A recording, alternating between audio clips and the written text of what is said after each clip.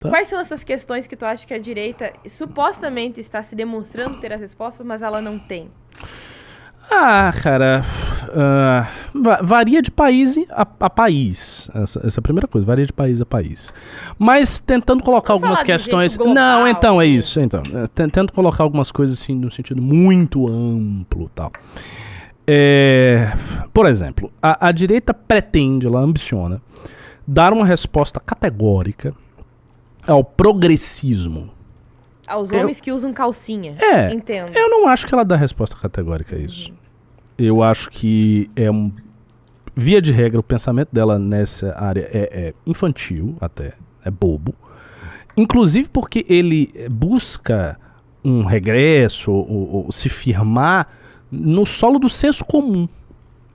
Do senso comum. Se você pega, há uma divisão muito clara da mentalidade das pessoas mais à direita, as pessoas mais à esquerda. As pessoas mais à direita, elas têm uma mentalidade que é a mentalidade do senso comum. Elas têm um certo senso comum sobre como as coisas funcionam. Só que aí é que está, o senso comum não significa mais nada. Porque numa sociedade pós-convencional como é a nossa há mais de 200 anos, o senso comum muda o tempo todo. As gerações sucessivas têm outros sensos comuns. Vou dar um exemplo simples. Hoje, para boa parte das pessoas de direita, inclusive, tirando certas camadas muito conservadoras, o casamento homossexual, por exemplo, é algo ok. Tem muita gente, direita, liberal, que acha ok. Uma vez eu falei aqui contra essa instituição, as pessoas me atacaram muito. Olha só. Sério? Pois é. Interessante. Interessante, né? Então é uma coisa ok. Mas há 40 anos, 50 anos atrás, não era uma coisa ok. As primeiras vezes que se filmou numa telenovela, na teledramaturgia brasileira, um beijo gay, o ator que fez o beijo gay, ele foi espancado. O cara saiu, toma porrada. Que a galera ficou puta. Isso, hoje, para um cara médio, é muito estranho. Parece uma reação excessivamente reacionária e absurda e meio que inconcebível até as pessoas. Então, o senso comum delas é o seguinte: não, beleza, a transição de sexo para uma criança de 7 anos, isso aí é um absurdo, isso aí não dá. Mas casamento aqui, qual é o problema? Mas isso aqui, qual é o problema? Isso aqui é aceitável. Então, ela vai por quê? Porque este é o senso comum que existe hoje. O que eu estou querendo dizer é, o senso comum daqui a 30, 40 anos, ele vai ser completamente diferente. E nós temos visto na história do Ocidente, nos últimos 200 anos, isso é uma coisa muito grande, não é uma coisa simples que um cara vai ter um mandato e vai resolver. Nós temos visto, não de forma estritamente linear, mas dá para fazer uma linha com voltas e, sabe, empuxos e repuxos. Uma linha de progressiva liberalização dos costumes em relação a tudo. Essa é a principal linha que a gente verifica nos costumes. Então, por exemplo, quando se fala hoje, o trânsito, eu acho, vou falar uma coisa aqui polêmica que vai assustar vocês. Eu acho que essa questão da transexualidade será, em 50 anos e meio século, algo ok, né? Absolutamente ok. Eu também acho. Eu acho que isso, o que não significa que eu desejo que seja assim. Eu não desejo, porque eu sou um reacionário. Ela não é, ela é progressista. Mas o que eu estou dizendo é, a direita pretende dar uma resposta civilizacional e categórica a esse problema. Mas ela não dá. Ela não dá. Porque para ela dar essa resposta, ela teria que ir tão fundo em certas coisas que aí que ela não tem nem condição de fazer isso. Mas o que seria essa resposta? Como ela seria feita? Seria uma desfragmentação de muitas outras crenças anteriores, etc. Mas o que seria uma resposta bem sucedida? Eu acho que isso é impossível. Em minha opinião, os países ocidentais pós-cristãos, eles não têm como fazer isso. Mesmo. Acho que é impossível. Mas o que seria isso? Seria você retornar a um estado convencional. O que é o estado convencional e o estado pós-convencional? Essa é uma expressão que o Habermas utiliza bastante. Os frankfurtianos que vieram na esteira dele utilizam. Uma sociedade pós-convencional é aquela sociedade em que a reflexão crítica A reflexão crítica a respeito de valores, normas, costumes, etc. Não existe mais. Substituiu, existe, a gente vive nessa sociedade. Não, tô falando da sua imaginação. Substituiu normas tradicionais, normalmente outorgadas por uma revelação profética ou algo do tipo. Então, essas normas que existiam, elas montavam as sociedades, elas eram balizas muito duradouras dessas sociedades antigas. Quando você tem a virada da modernidade, industrialismo, projeto de esclarecimento e tudo mais, isso é erodido, essa base é erodida. E o senso comum, e por isso o problema do senso comum, e o senso comum se torna muito volúvel. Ele começa a se mover com muita velocidade. Por quê? Porque ele não encontra mais o suporte nas normas tradicionais outorgadas por uma autoridade inquestionável. Não há mais autoridade inquestionável. Agora as autoridades são questionáveis e elas são submetidas a reflexão crítica. Só que aí tem o paradoxo, não é o paradoxo, é a natureza da razão. A razão humana não chega a uma verdade final e definitiva. O processo de esclarecimento crítico é um processo em eterna... Ativo e permanente. Exato. Exatamente. Você não chega a um ponto aqui, parou. Não tem esse parou, não existe. É a própria natureza da racionalidade. O racionalismo, na verdade. Então, você torna a coisa cíclica, ela vai, e, portanto, não vai parar. Então, as bases, aquela base sólida que estava lá, ela começa a se liquefazer, ela vai se desmanchando. Não é à toa que Marx falou aquela frase famosa, que no capitalismo tudo que é sólido se desmancha no ar. Frase Marx. Porque o capitalismo introduz isso. Então a coisa vai se desmanchando.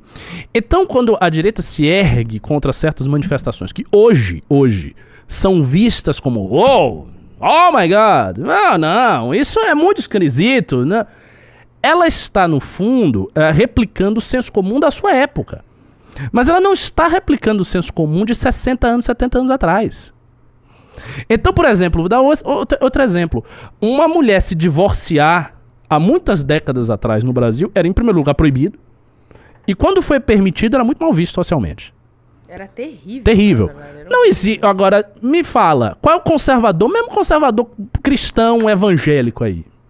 Você, no fundo, você não acha que é terrível a mulher se divorciar. As pessoas aceitam. E por que elas aceitam? Porque o senso comum delas em relação ao matrimônio é outro. E agora, aí que tá. Apliquemos esse raciocínio ao que é senso comum hoje. Questão trans, tá no vértice aí. Vocês acham, sinceramente, que daqui a 60, 70 anos, com o imenso avanço da tecnologia de mudança de sexo, porque é uma tecnologia que avança cada vez mais, isso não será algo trivial? Por que, por exemplo, que os teóricos queer e os teóricos trans falam que a criança pequena pode transicionar? Porque eles não entendem que a alteração do sexo é uma coisa que tem um valor, de alguma maneira, negativo. Porque, veja, se uma criança muda de roupa, qual é o problema? Se uma criança não gosta de um pirulito de uva e prefere um pirulito de morango, qual é o problema? Se uma criança sai de um sexo masculino para um feminino, ou de feminino para masculino, qual é o problema? Aí você vai dizer, mas é uma coisa muito mais importante, porque diz respeito.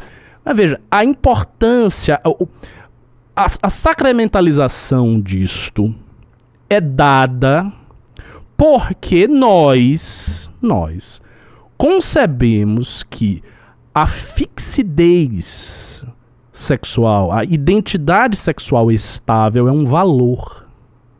Eu acho que é um valor. Mas o que está em jogo no discurso... Posso chegar. Mas o que está em jogo no discurso é dizer que não é um valor.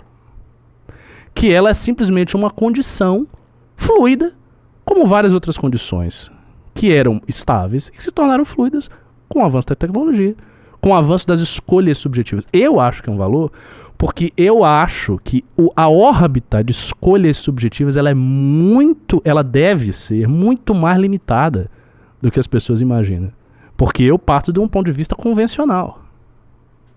Eu não parto de um ponto de vista pós-convencional. Eu não acredito nessa abertura da reflexão crítica. Eu acredito no contrário a isso. Eu acredito no fechamento disso. No fechamento em prol do quê? Em prol de um determinado conjunto de normas outorgado por uma autoridade inquestionável e assim por diante. Mas eu acho particularmente que nos países pós-cristãos do Ocidente, eu acho que isso é quase impossível. Inclusive... Muito difícil. Mas no islamismo, não. Isso é possível. Na Índia, isso é possível. Eu acho interessante eu ter dito sobre ser impossível, etc.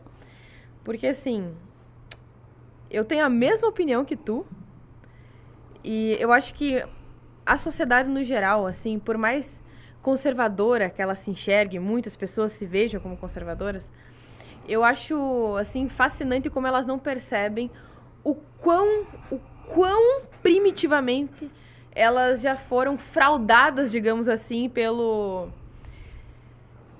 pensamento reflexivo racionalista. É impressionante como as pessoas não percebem o quão profundo isso já é, ao ponto de ser impossível tu retornar a um estado contrário a isso.